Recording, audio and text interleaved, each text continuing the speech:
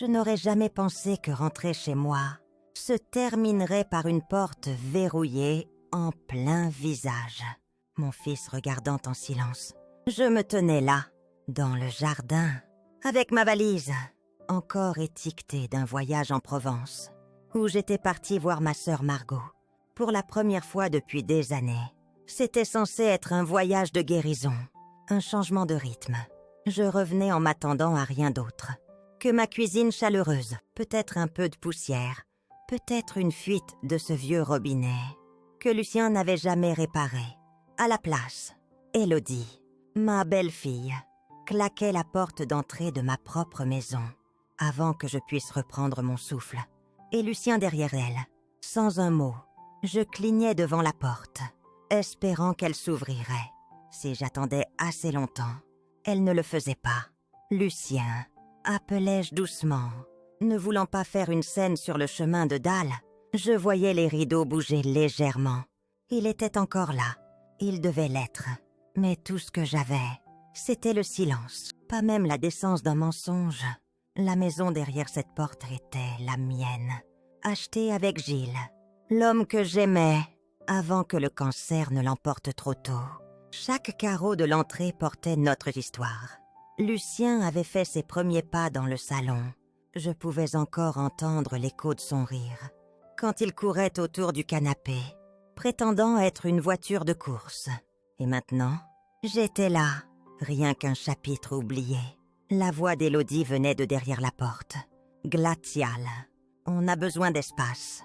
Hélène, tu as accepté qu'on s'installe. Et c'est mieux. Si tu restes chez Margot un peu plus longtemps, accepter? Mon cœur cognait contre mes côtes. Je n'avais jamais accepté quoi que ce soit de tel. Lucien, ma voix craquait maintenant. Qu'est-ce qui se passe? Toujours rien. Il n'avait même pas le courage de me regarder dans les yeux. Je me tournais lentement, sentant le poids de 68 ans et la trahison du seul enfant que j'avais élevé. Ma valise semblait plus lourde à chaque pas que je faisais dans l'allée. Je ne savais pas encore où j'allais. Je savais juste que je ne pouvais pas rester une seconde de plus sur ce chemin. Ce n'était pas juste une porte qui se fermait. C'était un silence définitif, étouffant. Celui qu'on ressent quand quelqu'un qui vous tenait la main enfant vous efface maintenant, comme une tâche tenace. Je montais dans le taxi, donnais l'adresse de Margot. Mes mains tremblaient si fort que je pouvais à peine lui envoyer un message. Pour dire que j'arrivais tôt, elle ne demandait pas pourquoi. Margot ne posait jamais de questions inutiles. Elle ouvrait juste la porte, m'enlaçait fort, me tendait une tasse de thé si chaude qu'elle brûlait ma paume. Peu m'importait, au moins ça me faisait ressentir quelque chose. J'ai laissé une clé de la maison à eux, murmurai-je plus tard, fixant les feuilles de lait. Je pensais pouvoir lui faire confiance. Margot s'asseyait à côté de moi. Un silence. Elle ne disait pas « Je te l'avais dit ». Elle n'en avait pas besoin. Comment appelle-t-on ça? Quand quelqu'un vole votre maison avec un sourire et le silence de votre propre enfant en soutien. On appelle ça une trahison. On appelle ça une porte claquée sur une vie que vous avez bâtie de vos mains. Et cette nuit-là, allongée sur le canapé de Margot, fixant son vieux plafond en pop-corn, je me faisais une promesse. Ils avaient peut-être fermé la porte sur moi, mais ils regretteraient d'avoir pensé que je ne la défoncerais pas. Quelques jours plus tôt, je me tenais dans ma cuisine, tenant une tasse ébréchée de thé à la camomille, regardant la vapeur s'élever vers le plafond. Comme toujours à cette heure, la radio bourdonnait doucement depuis l'étagère du coin. Tout semblait normal, familier, sûr. Je n'avais aucune idée que, quelque part en ville, mon propre fils était dans un bureau, remettant des documents falsifiés à mon nom. Je me souviens juste que ce matin était calme, trop calme. C'était après le petit déjeuner que je remarquais quelque chose d'étrange. Le dossier que je gardais toujours dans le tiroir du bas de mon bureau à cylindre, celui avec mes documents d'hypothèque, copies d'actes et les papiers de refinancement, était déplacé. Pas manquant, juste décalé. Je fronçais les sourcils, passant mes doigts sur les papiers. Certaines pages étaient légèrement froissées. D'autres semblaient réorganisées. Mais je ne paniquais pas. Pourquoi l'aurais-je fait? Lucien était venu la veille. Il avait amené les enfants, demandé à utiliser l'imprimante dans mon bureau. Je lui avais même préparé un déjeuner. « Maman, tu fais toujours les meilleurs sandwichs au fromage grillé », avait-il dit, affichant ce sourire penaud, qui me faisait fondre, qui me faisait oublier chaque déception, chaque appel manqué, chaque carte d'anniversaire arrivée 3 jours en retard. Alors quand je voyais le tiroir légèrement entrouvert, je n'y pensais pas trop. J'aurais dû, à la place. Je haussais les épaules, me disais que je devenais juste oublieuse. Élodie aimait toujours laisser entendre cela.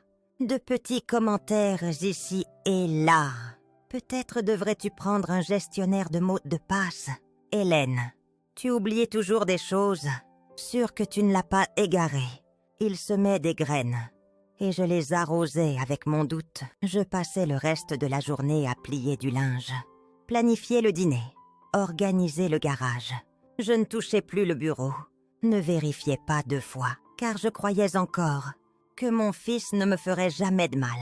Et je n'avais aucune idée que quelques heures plus tôt, il avait déjà déposé un transfert d'actes au bureau du comté, utilisant ma signature falsifiée, signée, notariée, témoigné par un ami d'Élodie. Sans doute, il préparait déjà à faire de la maison la leur, et j'étais dans la cuisine, sirotant du thé, complètement inconsciente. Ça ne semblait pas réel au début. J'entrais dans la banque avec mon petit dossier rouge sous le bras et une liste de questions dans l'autre. Je voulais juste un simple relevé sur le solde de mon hypothèque. Rien de compliqué. L'employé souriait poliment, tapait quelques touches, puis s'arrêtait. Cette pause durait trop longtemps. Ses yeux se plissaient légèrement. Elle se tournait à nouveau vers son écran, plissait les yeux, comme si elle avait fait une faute de frappe. « Madame Dubois », disait-elle lentement, « il semble que vous ayez déjà transféré la propriété. Je crains que nous ne puissions plus vous donner ces documents. » Je clignais. « Pardon !» Elle tournait légèrement l'écran, comme si me montrer ma propre trahison en gris allait l'adoucir. Les mots se brouillaient, mais le sens était clair. Nouveau propriétaire. Lucien Dubois. Co-signataire. Élodie Dubois. Mon nom avait disparu. Mes doigts devenaient froids. Mon souffle se coinçait à mi-chemin dans ma poitrine. Il restait. C'est impossible, murmurai-je. Le ton de l'employé devenait prudent. Peut-être souhaiteriez-vous vous asseoir avec quelqu'un des services juridiques. Si vous avez des questions, nous pouvons vous diriger vers... Non, disais-je, agrippant le bord du comptoir. C'est ma maison. Cette propriété, Gilles et moi. Il est décédé. Nous l'avons acheté ensemble. Je n'ai jamais rien signé. Mais en le disant, je me souvenais du dossier, du tiroir légèrement ouvert, de Lucien demandant une faveur. « Tu as ta carte d'identité. »« Maman, j'avais besoin de faxer quelque chose. Je la lui avais donnée sans réfléchir. Je veux parler à quelqu'un, disais-je, forçant les mots à travers une gorge qui semblait se fermer. La femme hochait la tête, cliquait sur son casque, appelait quelqu'un nommé Pierre au hall. Je m'asseyais, chaise en cuir froid, sol carrelé froid, bouche d'aération froide, bourdonnant au-dessus, comme une berceuse censée me calmer. Ils l'ont volé. Les mots atterrissaient, comme des briques dans mon estomac. Mon fils avait falsifié mon nom. Ma belle-fille avait aidé. Il l'avait planifié. Je fixais le sol de marbre poli, mon reflet dans la table de verre. Et tout ce que je voyais était une femme qui faisait trop facilement confiance. Une femme qui venait de tout perdre. Ce n'était pas le titre qui faisait mal. C'était la photo. Une amie commune, que je n'avais pas vue depuis des années, m'envoyait un message. Élodie organise une pendaison de crémaillère. Je pensais que c'était ta maison. Je cliquais sur le lien. Et c'était là Élodie sans robe rouge, verre à la main, devant la cheminée. que je décorais chaque Noël. Le manteau était couvert de bougies maintenant. Tendance est stérile et juste à gauche, à demi caché, mais unmistakable. Le coffre est antique, que Gilles m'avait acheté en soit notre dernier voyage avant le cancer. Je l'avais laissé dans la chambre à l'étage. Je n'avais même pas eu l'occasion de l'emballer. Il m'appartenait depuis 37 ans. Maintenant, il trônait comme un trophée dans le fil Instagram d'Élodie. Je fixais l'écran, engourdi, faisant défiler les images des étrangers que je ne connaissais pas, trinquant dans ma salle à manger, mes sols, mes murs, mon histoire. Une légende disait « à de nouveaux débuts et des héritages familiaux. En nous pour toujours. À nous !» Il n'avait pas juste volé ma maison. Il la réécrivait. Je fermais l'application. Mes doigts tremblaient. Pas de rage. Pas encore. C'était autre chose. Une douleur profonde, creuse. Comme si quelqu'un vous brisait un bout de colonne vertébrale, en s'attendant à ce que vous continuiez à marcher. Je quittais l'appartement emprunté, où je séjournais, allais directement au bureau de Claire. Claire, ma plus vieille amie du lycée, maintenant avocate, avait déjà sorti les dossiers. Elle ne disait rien. Quand j'entrais, glissait juste un dossier manille sur la table, me regardait dans les yeux. « C'est de la fraude », disait-elle simplement. Elle pointait les signatures. « Ce n'est pas ton écriture, ce n'est pas ton notaire. » Et ce sceau, elle tapotait un coin, faux. Tout ça s'effondre sous l'examen. Je fixais le papier, mon nom en encre penchée, mon identité déformée. « Peut-on le combattre ?» demandai-je. Ma voix, elle ne souriait pas, ne clignait pas, hochait la tête une fois. On le fera. À cet instant, le chagrin se transformait, ne disparaissait pas, mais laissait place à autre chose. Quelque chose qui ressemblait beaucoup à de la résolution. L'appartement de Margot était petit, sentait le citron et les vieux quilts. Rien d'extraordinaire, mais sûr. Le genre d'endroit où le silence ne semblait pas solitaire. Il semblait reposant. Elle ne demandait pas d'explication. Ouvrait juste la porte. M'enlaçait fort. Disait « Tu es chez toi ici aussi longtemps que tu en as besoin. » Je n'avais pas encore pleuré. Pas même quand Élodie verrouillait la porte. Pas à la banque. Pas quand Claire me tendait ce dossier plein de trahisons légales. Mais quand je m'asseyais sur le canapé de Margot, les larmes venaient doucement. Pas celles qu'on sanglote, juste des gouttes lentes, régulières sur mes joues, que je ne me donnais même pas la peine d'essuyer.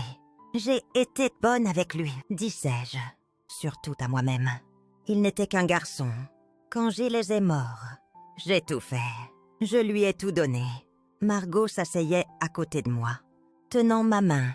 Je pouvais encore imaginer Lucien tout petit, sur un tabouret dans notre vieille cuisine, essayant de remuer la pâte à crêpes, le même garçon qui se glissait dans mon lit pendant les orages, qui pleurait le jour où je l'avais déposé à la maternelle.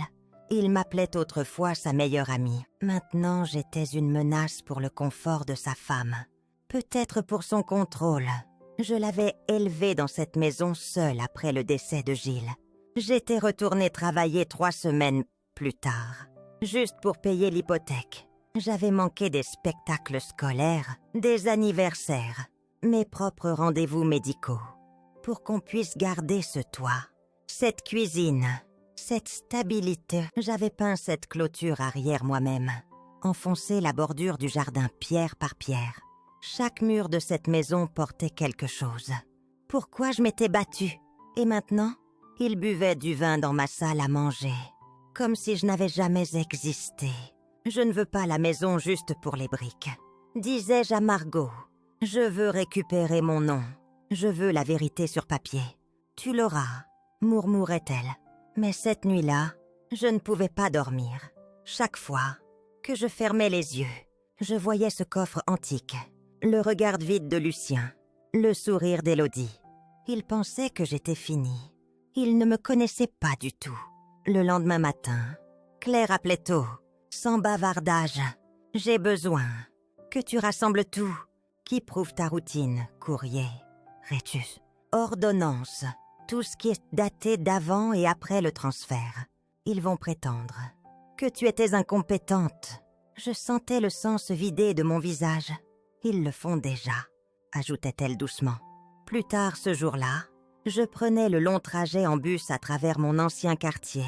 Les rues semblaient inchangées, familières, banales, sûres, mais tout semblait différent, comme marcher dans le rêve de quelqu'un d'autre de ma vie. Au coin, près du vieux sol, je repérais Sabine, ma voisine d'à côté.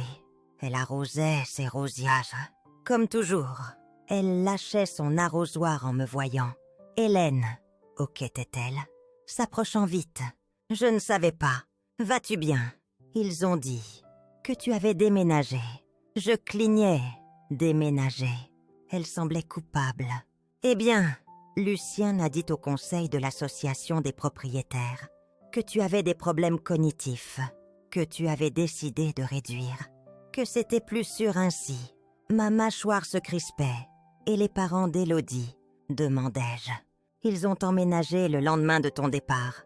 Elle ne me regardait pas dans les yeux après ça. Je hochai lentement la tête. Bien sûr, c'est là que ça faisait tilt, la fête. Le coffre antique, le silence rapide. Ce n'était pas juste un vol, c'était un effacement. Élodie voulait tellement que je disparaisse. Elle avait rempli l'espace avec sa propre famille, comme si je n'avais jamais existé. Elle a toujours détesté que je garde mes photos de mariage accrochées, murmurai-je. Elles sont parties, chuchotait Sabine. Je les ai vues jeter des choses dans des sacs noirs. Le lendemain matin, quelque chose en moi se brisait doucement. Pas un cri, pas un sanglot, juste une coupure nette de la confiance. Si Lucien disait au monde que j'étais sénile, alors nous laisserions les preuves parler. Chaque reçu, chaque facture, chaque souvenir que je pouvais déterrer, il s'empilerait. Comme des briques dans ma nouvelle fondation, Claire construirait le dossier. Et je ne supplierai plus pour qu'on se souvienne de moi. Je l'exigerai. Je n'avais pas mis les pieds à l'église Saint-Malo depuis plus d'1 an. Pas depuis le service de Noël, où Lucien avait oublié de venir me chercher. Il disait que les enfants étaient malades. Mais Élodie postait des photos de la famille souriant dans les bancs ce même soir. Pourtant, j'y allais maintenant. Je ne savais pas ce que j'attendais. Du réconfort, peut-être. Ou juste quelque chose de familier, qui n'avait pas été arraché. L'église sentait pareil, cire de bougie, vieux bois, le léger parfum de lys du dernier dimanche. Je me glissais dans le dernier banc, mon corps s'affaissant, comme s'il cherchait un abri plus que de la révérence. Quelques minutes plus tard, j'entendais des pas.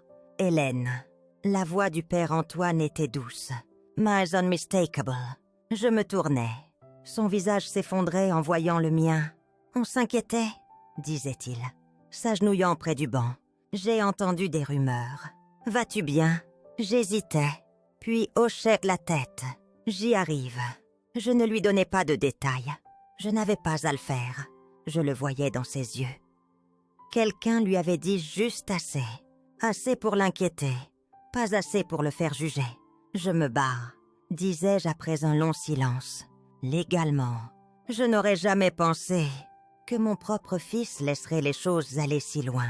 Le père Antoine s'asseyait à côté de moi, mains croisées sur un genou. Les enfants ne naissent pas égoïstes. Ils l'apprennent. De qui? Demandai-je. Pas entièrement rhétorique. Il ne répondait pas. À la place, il disait: si tu as besoin d'un témoin de caractère, quelqu'un qui peut parler de ta mémoire, ton indépendance, quoi que ce soit pour le tribunal, je le ferai, sans hésitation. Cela me brisait presque.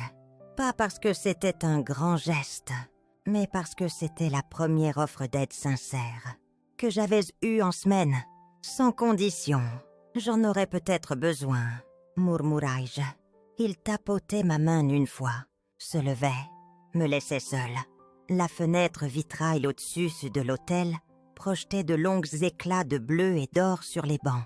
Je les fixais. Ce n'était pas ma première bataille. J'avais élevé un enfant seul, payé une hypothèque, enterré un mari, vaincu un cancer une fois, navigué dans le chagrin plus de fois. Que je ne pouvais compter, je savais endurer. Mais maintenant, je devais gagner. Le bureau de Claire Arène sentait le papier et l'urgence. Elle avait ce regard qu'elle avait toujours. Quand quelque chose de gros éclatait dans une affaire, concentrée, vive, pas de temps pour les amabilités, le genre de regard qui signifiait que quelqu'un venait de lui tendre un fil sous tension et qu'elle prévoyait d'allumer un feu de joie avec. Elle ne perdait pas de temps. Élodie la manipulait. Les mots frappaient plus fort que prévu. Elle glissait une transcription sur le bureau. J'ai parlé à une collègue d'Élodie, quelqu'un qui a entendu un appel.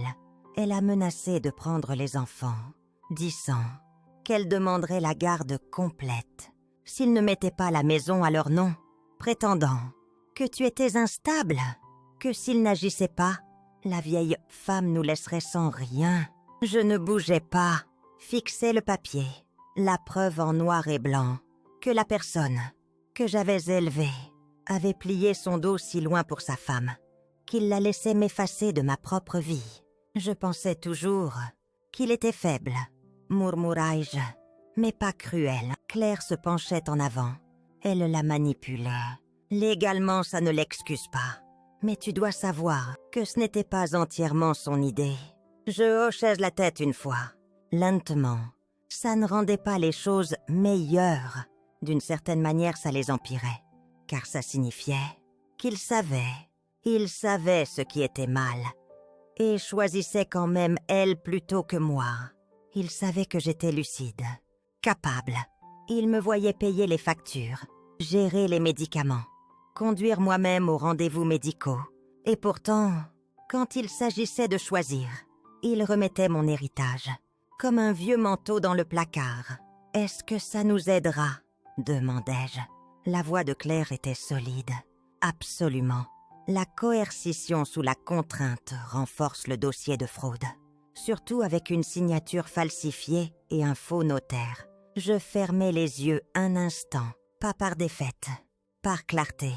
Ils commençaient à se coincer eux-mêmes. Les mensonges ne vieillissent pas bien, et les leurs s'effilochaient déjà sur les bords. J'ouvrais les yeux, regardais Claire droit dans les yeux, disais « Finissons ce qu'ils ont commencé ».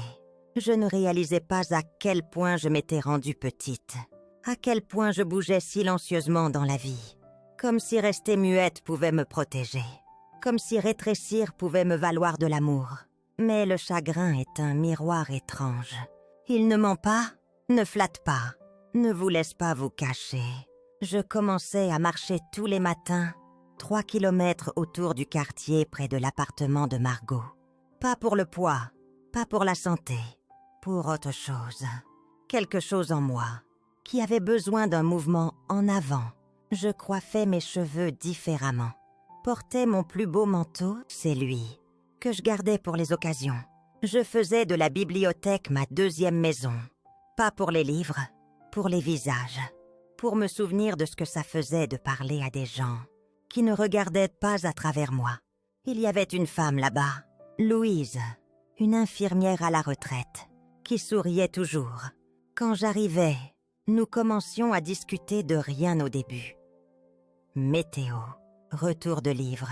Mais à chaque fois, je me sentais un peu plus visible. Un jour, elle disait « Tu te tiens comme quelqu'un qui en sait trop ». Je souriais pour la première fois en jour. Peut-être que j'ai juste appris à la dure ce qui ne marche pas. J'achetais un nouveau téléphone, une nouvelle email, des choses discrètes, mais elles semblaient une armure. Claire le remarquait aussi. « Tu as l'air différente », disait-elle un après-midi. « Feuilletant des documents, je me sens différente », répondais-je. Ce n'était pas une question de vengeance, c'était de reprendre de l'espace. La façon dont je m'asseyais, dont je parlais, dont j'arrêtais de m'excuser d'exister. Il voulait m'effacer, À la place, je devenais plus moi-même, que je ne l'avais été depuis des années. Et je n'avais pas fini. La greffière du tribunal ne semblait même pas surprise. Apparemment, les transferts de propriétés frauduleux n'étaient plus rares.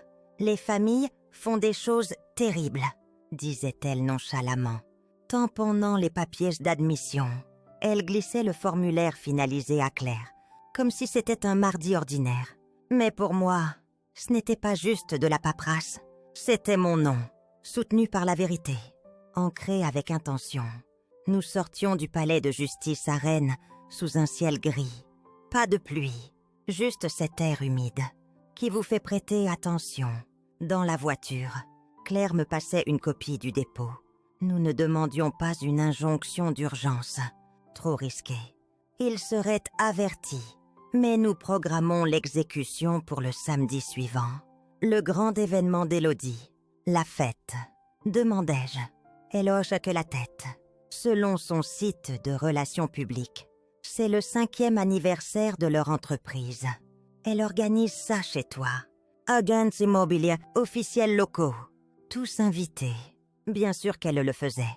Bien sûr qu'elle remplirait mon salon d'étrangers polis et trinquerait à son ambition avec ma verrerie. Mon silence ne l'avait pas fait honte. Mon absence ne l'avait pas hanté. Mais ma présence légale, documentée, indéniable, le ferait. Je ne souriais pas. Pas encore. Ça viendrait plus tard. À la place, je tenais la vie du tribunal sur mes genoux. Comme une lanterne dans une pièce sombre, ils ne le verront pas venir. Disait Claire. Je hoguais lentement la tête. Bien. Qu'ils trinquent dans des pièces volées. Qu'ils rient sous des lustres empruntés. Ils avaient 7 jours. Puis les lumières s'allumeraient. Le premier appel venait tôt. Numéro inconnu. Je le laissais sonner. J'avais bloqué leur numéro. Mais je savais exactement qui c'était. Puis venait le message vocal. « Maman, c'est Lucien. Écoute. Il se passe quelque chose de bizarre avec la compagnie d'assurance. Ils ont signalé l'acte, disent que quelque chose ne va pas. Et maintenant, la compagnie d'électricité demande une nouvelle vérification. J'essaie de régler ça. D'accord. Rappelle-moi. Je ne le faisais pas. Pas tout de suite. Le second appel venait à midi. Même numéro. Cette fois, je répondais. Sa voix était tendue, ce calme performatif, qu'il utilisait toujours, quand il avait déjà allumé le feu et prétendait aider à l'éteindre. « Hé, maman, écoute, as-tu entendu quelque chose de bizarre de la banque ou quoi ?» Mon ton restait froid. « Non, pourquoi ?» Il hésitait. L'assurance maison panique. « Dites qu'ils ne peuvent pas vérifier le nom d'Élodie. » Puis la compagnie d'utilité a appelé. Quelque chose à propos d'une incohérence avec le propriétaire enregistré. Je manquais de rire. Propriétaire enregistré. Comme si ce n'était pas moi. Comme s'il n'avait pas déjà volé ce qu'il pouvait. Et laissé mon nom derrière. Comme un déchet. C'est étrange. Disais-je platement. Silence. Maman, il bafouillait. Pourrais-tu nous dépanner? Juste temporairement. Nous avançait. Disons 5 000 €. On a des problèmes de liquidité. Liquidité. Je faisais rouler le mot. Comme une pierre dans ma bouche. Granuleuse. Offensante. Juste pour tenir les choses ensemble. Se heutait-il jusqu'à ce que ça se clarifie. Tu sais qu'on est bon pour ça. Je laissais le silence se tirer. Assez longtemps. Pour que l'air semble lourd entre nous. Laisse-moi y réfléchir. Disais-je. Une pause. Il attendait de la clémence. « D'accord » disait-il. « Basse. Ouais. Merci. Maman » Il raccrochait sans dire « Je t'aime ». Bien sûr qu'il ne le faisait pas. Je fixais le téléphone dans ma main longtemps. Claire m'avait prévenu. Ils le sentiront avant de le comprendre. Quand le système cessera de reconnaître leur nom, quand les utilités commenceront à les appeler étrangers dans une maison qui n'est pas la leur. La voix de Lucien n'était plus en colère. Elle était effrayée. Pas de moi. Pas encore, mais des conséquences. Qui le talonnaient. La maison qu'il avait volée. Celle qu'ils avaient prise. Les rejetait. Et maintenant, comble de l'injure. Il me demandait de payer pour les retombées, comme si je lui devais quoi que ce soit, comme si le vol ne suffisait pas. Ce n'était pas une famille en crise, c'était une escroquerie qui s'effondrait. Il n'y avait pas de nous, il n'y en avait jamais eu. Juste Lucien s'agitant, Élodie silencieuse, cachée derrière ses mensonges, et moi, assise dans la cuisine silencieuse de Margot, mains serrées autour d'une tasse ébréchée de thé chaud, regardant le soleil ramper sur le rebord de fenêtre de quelqu'un d'autre. Laisse-moi y réfléchir, avais-je dit, mais je n'avais pas besoin. La réponse était non, et cette fois, elle resterait non. La voix de la greffière passait par le haut-parleur, comme si elle lasait une liste de courses. Mais pour moi, c'était une écriture sainte. La décision finale confirme que l'acte de propriété a été frauduleusement transféré. Hélène Marie Dubois reste la propriétaire légale et unique de la maison aux 8 ans, rue de la Mer. Claire me regardait, ne disait rien, elle n'avait pas besoin. Je tendais la main vers le stylo. La paperasse était déjà étalée. 8 pages épaisses, imprimées sur un papier blanc rigide, avec des sceaux et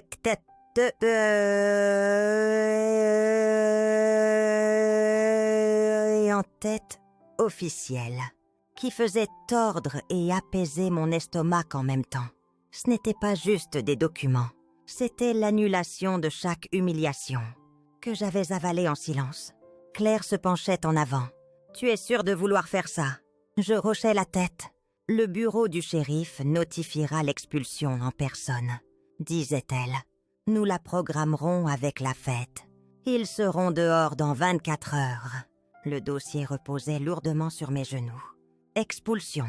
Je n'avais jamais imaginé en servir une à mon propre fils, à la femme, qu'il avait choisie plutôt que moi, aux gens qui trinquaient sous des lustres volés et dormaient dans le lit de Gilles, en me traitant de sénile derrière mon dos.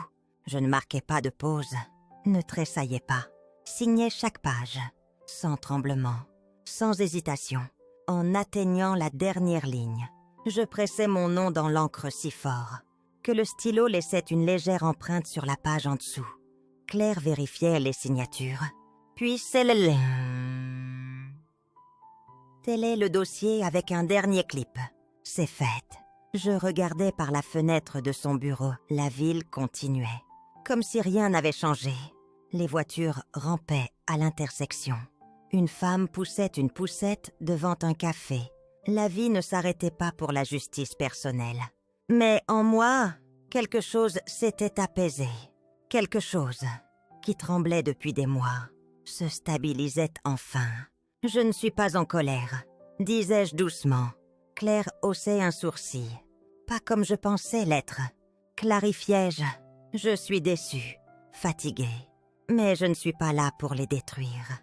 Claire m'étudiait un instant, puis hochait la tête. Tu es là pour reprendre ce qui est à toi et t'assurer qu'il ne le fasse à personne d'autre. Ajoutai-je. Nous passions l'heure suivante à finaliser la coordination avec le bureau du shérif. Claire envoyait les documents horodatés, le jugement, la motion pour exécution publique. Tout était si calme, si précis. La justice n'était pas bruyante, elle était méthodique, patiente. Elle attendait que votre adversaire verse des vers dans une maison où il pensait vous avoir enterré. Et puis elle frappait. Claire s'adossait, croisait les bras. Samedi prochain, ils apprendront ce que vaut vraiment une signature. Je hochais la tête, mais je ne pensais plus à la maison. Je pensais au moment où Lucien ouvrirait ce dossier, à la seconde où il réaliserait qu'il n'avait pas juste perdu une propriété, il m'avait perdu. Et cette fois, il ne pourrait pas me racheter. Je ne frappais pas. Je marchais droite à travers la grille d'entrée ouverte, talons silencieux sur le chemin de dalle, que j'avais posé avec Gilles un été, quand Lucien portait encore des pyjamas à motifs de dessins animés, et nous suivait, comme une ombre. La banderole tendue sur le perron disait « Dubois et maire immobilier, 5 ans d'excellence ». La musique s'échappait de la maison. comme un parfum bon marché, synthétique et bruyant. Il y avait des guirlandes lumineuses accrochées, là où mes carillons éoliens étaient autrefois, et des groupes de personnes riant sous des lanternes en papier, des gens qui ne savaient pas que le sol qu'ils foulaient était emprunté, volé. Je portais du gris, pas du noir, pas du rouge, juste un gris discret, forte, le genre qui absorbe l'attention.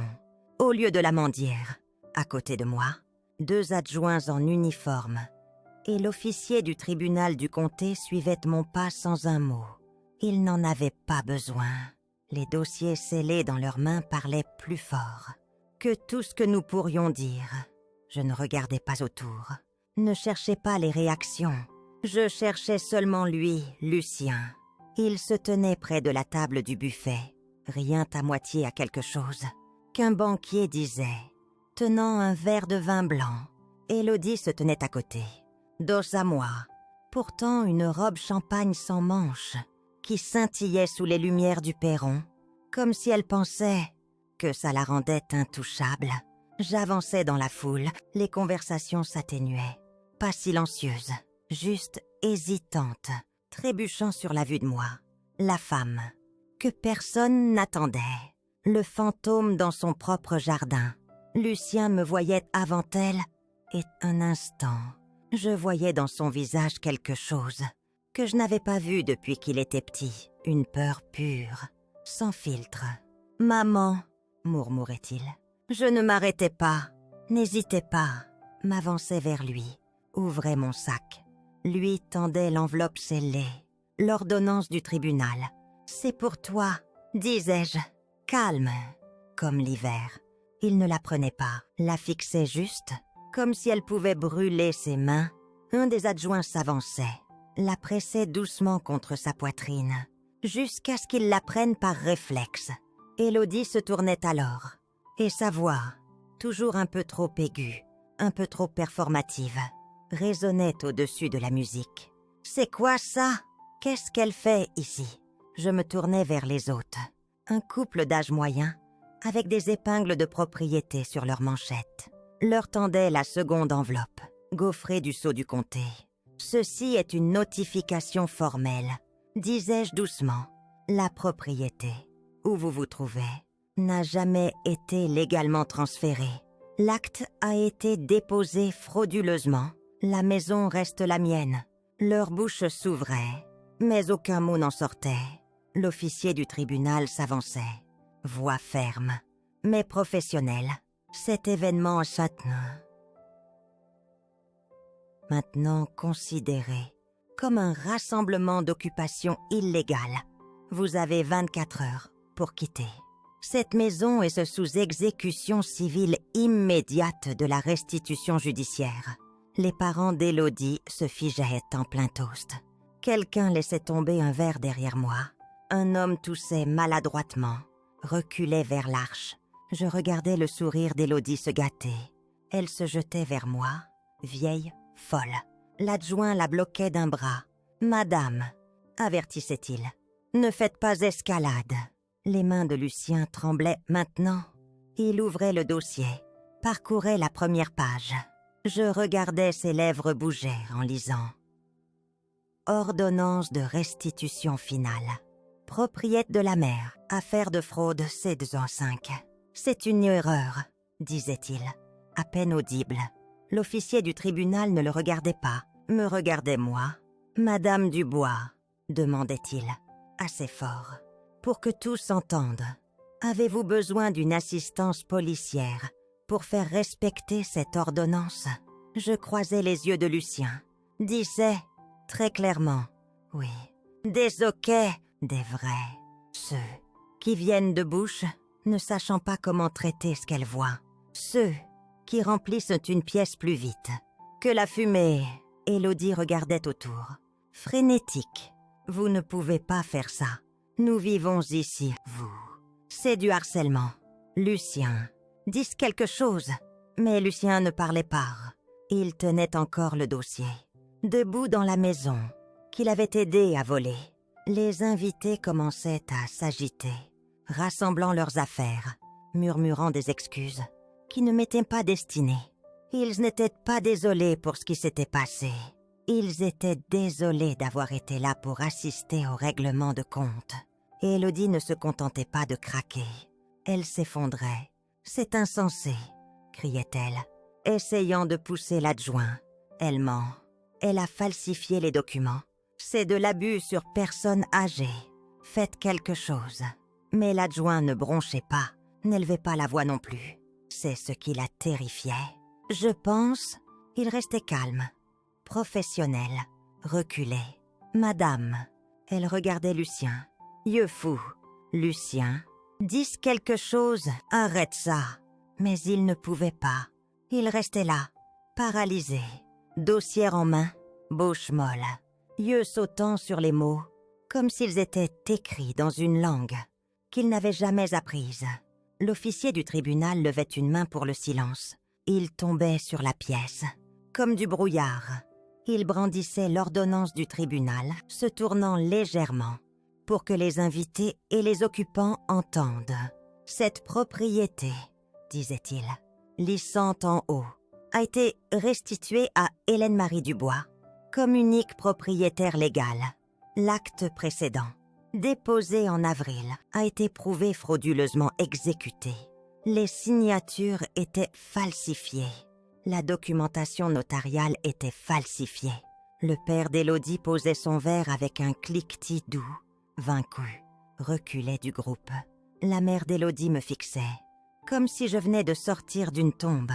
Je voulais presque leur demander, ça valait le coup, toute cette tromperie, cette manipulation, pour une nuit de lumière scintillante et d'amuse-bouche traiteur. Mais je restais silencieuse, laissais la décision parler plus fort. Que je ne pourrais jamais. Élodie laissait échapper un sanglot.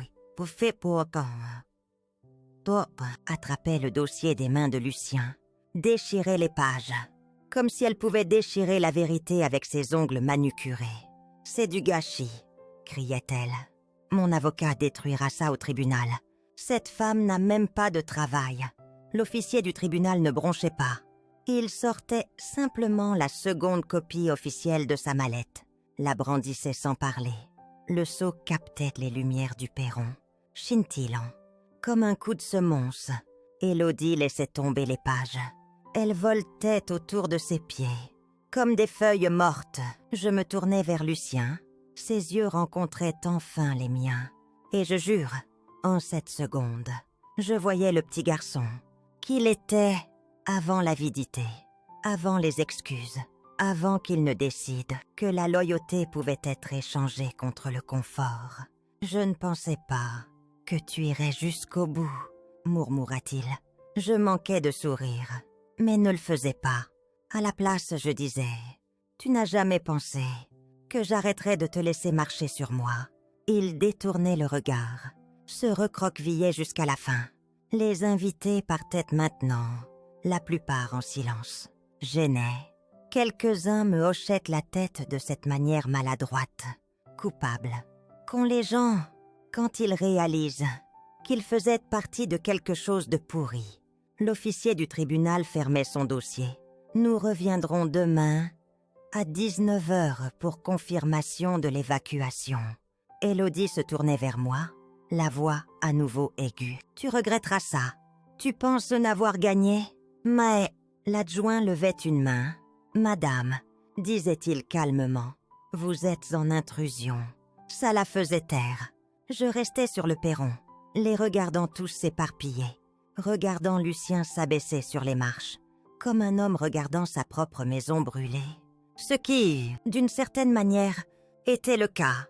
Mais les flammes n'étaient pas les miennes. Elles étaient les siennes. L'officier du tribunal venait de finir de lire la clause finale. Le non-respect de l'évacuation entraînera un retrait obligatoire. Quand un des adjoints s'écartait légèrement, baissait la voix. « Madame Dubois, disait-il doucement, pour que je sois la seule à entendre. Voulez-vous porter des accusations criminelles ?» Je savais ce qu'il voulait dire. Je pouvais falsification, fraude, coercition sur personne âgée, au moins 3 chefs d'accusation de niveau criminel. chacune réelle, chacun punissable par une vraie peine de prison. Je ne répondais pas tout de suite, pas parce que j'étais incertaine, mais parce que je voulais le ressentir, le choix, le poids de la retenue. Je me tournais légèrement, les regardais Élodie, toujours à discuter sous son souffle, feuilletant les papiers du tribunal, comme s'il pouvait se réarranger. Lucien, voûté maintenant, immobile, fixant ses genoux, comme un homme qui avait égaré le reste de sa vie.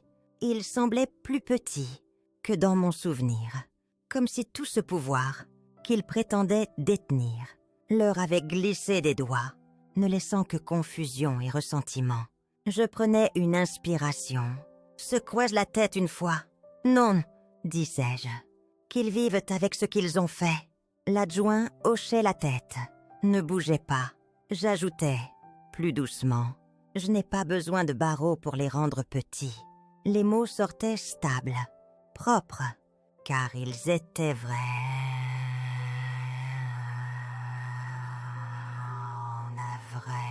La punition n'était pas le but. La vérité l'était.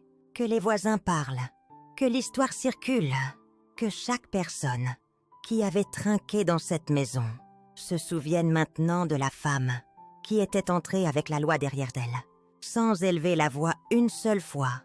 Élodie passerait chaque fête à se demander qui la respectait encore. Lucien passerait chaque nuit tardive à se demander pourquoi sa mère s'était tue après tant d'années de supplications. Et je dormirais, pas pour la vengeance, pour la paix. L'officier du tribunal me donnait un hochement de finalité, puis commençait à coordonner les plans de départ avec les adjoints. Les invités continuaient à s'éclipser, tête baissée, conversations étouffées. Et toujours, Lucien n'avait pas bougé. Il restait là, alors je faisais un pas vers lui. Pas trop près, juste assez. Quand il levait les yeux, je ne voyais plus un fils. Je voyais un homme qui avait parié sur mon silence et perdu. « J'aurais tout donné pour toi », disais-je doucement. Il suffisait de demander « Mais tu l'as volé, et maintenant tu ne pourras jamais le récupérer. » Il ouvrait la bouche, peut-être pour s'excuser, peut-être pour mentir. Je n'attendais pas de le savoir. Je me tournais, descendais les marches du perron. Mes talons cliquetaient légèrement sur les dalles. Je ne regardais pas en arrière. Derrière moi, la loi clôturait la nuit. Devant moi, le reste de ma vie attendait. Pas comme une victime, pas comme une mère aspirant à ce que son fils l'aime à nouveau, mais comme une femme qui avait enfin retrouvé le son de sa propre voix et l'avait utilisé. Je n'entrais pas encore. Je restais dans la voiture de Claire, garée de l'autre côté de la rue. Moteur éteint, fenêtre légèrement entr'ouverte. De cet angle, je pouvais tout voir, le perron, la voiture du shérif, la lueur orange douce de la lumière du perron, que je remplaçais chaque vivre. Maintenant, elle scintillait, faillible, impatiente, comme si la maison elle-même était fatiguée d'attendre. Lucien et Élodie avaient 24 heures pour quitter, mais ils ne tenaient même pas 12 heures. Peut-être était-ce la honte, peut-être la menace imminente d'une seconde confrontation publique, ou peut-être, juste peut-être, parce qu'ils réalisaient enfin qu'ils ne pouvaient pas transformer ça en quelque chose de noble, ne pouvaient pas prétendre que c'était un malentendu, ne pouvaient pas tordre l'histoire en un sacrifice noble pour leurs enfants. Ils emballaient vite, maladroitement. Claire et lui regardions le processus se dérouler, comme une pièce maladroite. Des boîtes sorties sans couvercle, des vêtements jetés dans des sacs poubelles, 2 hommes de l'entreprise d'Élodie, essayant de glisser discrètement des meubles dans une camionnette de location, sans croiser le regard de personne. Un adjoint du shérif se tenait près des marches, bras croisés, neutre, présente, pas en colère, pas triomphant, juste s'assurant que la loi restait que la voix la plus forte sur la propriété. À un moment, quelques voisins apparaissaient sur leur pelouse, prétendant vérifier les arroseurs ou rentrer les poubelles, mais leurs yeux s'attardaient et leur silence était plus bruyant. Que les ragots, Lucien bougeait plus lentement. Que les autres, comme s'il n'arrivait pas à croire. Que son corps fonctionnait encore. Il sortait. Pourtant ce coffre antique, mon coffre, c'est lui. Que Gilles m'avait acheté, c'est lui. Qu'Élodie avait exhibé dans ses photos. Lucien le posait près du trottoir, restait là, juste là. Je ne bougeais pas, n'appelais pas, ne tapais pas la fenêtre. Je laissais le moment faire ce qu'il devait faire. Je voyais ses épaules se soulever maintenant, pleurant. Mais pas pour moi, pas pour ce qu'il avait fait. Il pleurait le confort, l'accès, la perte de la commodité déguisée en famille. Élodie sortait ensuite, traînant une valise à la roue cassée, cheveux tirés en arrière, visage tendu. Ses yeux se tournaient vers la voiture une fois, juste une fois. Je ne clignais pas, ne saluais pas. Elle détournait le regard. Le shérif donnait un bref hochement à Claire. La propriété est dégagée. Claire hochait en retour, puis se tournait vers moi. Prête? Je secouai la tête une fois. Pas encore. Elle ne me pressait pas. Démarrait la voiture. Mettait le chauffage. Attendait. Lucien s'effondrait sur le trottoir, tête dans les mains, à côté d'une boîte étiquetée, photos de famille. Je me demandais quelles photos avaient passé la sélection, lesquelles Élodie avait laissé survivre, quelle partie de moi il avait essayé d'emballer, sans réaliser qu'elle ne lui appartenait plus. La maison se tenait derrière eux, silencieuse, attendant toujours. Je reviendrai bientôt, mais pas tant qu'ils étaient là. Pas tant que la honte pesait encore lourd dans l'air. Non, j'attendrai que la maison ait expiré, que les clés soient à nouveau miennes, que le silence soit propre. Alors je restais là, dans la voiture de Claire, sous un ciel sombre brisé par les lampadaires occasionnels, et le son d'un homme perdant tout, doucement, publiquement, complètement. Et je ne détournais pas le regard. Le verrou cliquait, comme dans mon souvenir, doux, délibéré, respectueux, comme si la maison savait que j'étais revenue et ne voulait pas me surprendre. C'était juste après l'aube, quand je franchissais la porte d'entrée. Pas d'adjoint, pas de voisin, pas de Lucien, pas de fantôme, juste moi et le silence. Mais ce silence n'était pas celui qui étouffe, il était sacré.